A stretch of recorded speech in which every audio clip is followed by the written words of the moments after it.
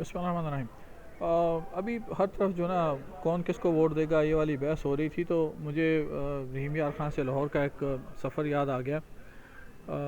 آخری سفر جو میں کر رہا تھا تو اس میں جو 3 آمنے سامنے سیٹیں اور 2 سائڈ پہ سیٹیں، 8 بندوں کا ایک سرکل جو میرے سائڈ ہمسائے تھے، مطلب میرے سرکل سے اگلا سرکل جو تھا، وہاں پہ شد و مت سے بحث چل رہی تھی۔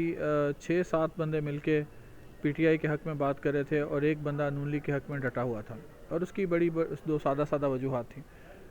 کچھ 4 گھنٹے میں ان کی بات سنتا رہا، مجبوری تھی، مطلب کہ وہ لوگ جس شد و مت سے جوش سے بات کر رہے تھے ساری آواز میرے تک آ رہی تھی۔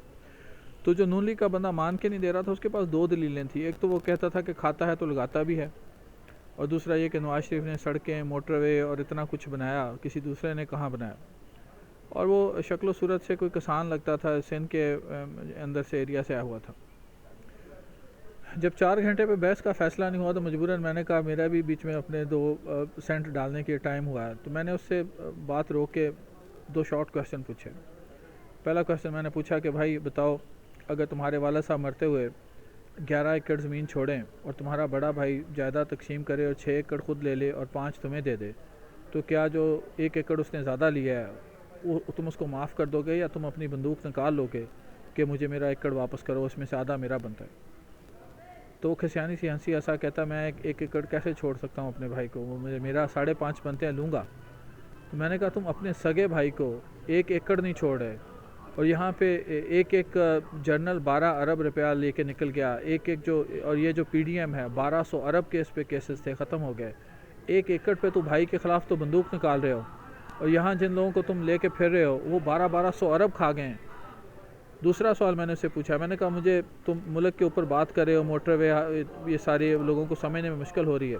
میں تمہیں ایک گھر کی سادہ سی مثال دیتا ہوں کہ ایک گھر میں جو ایک باپ ہے اس کو کینسر ہو گیا، اور وہاں پہ جو کمانے والے کے باپ کو کینسر ہے، اور بیٹا اس کا اسکول کی فیس نہ پے کرنے کی وجہ سے اس کا نام کٹ رہا ہے، اور تیسرا کام ہے کہ گھر کے سامنے تھڑا یا گھر کے سامنے سڑک جو ہے اس کو ریپیئر کرنا ہے۔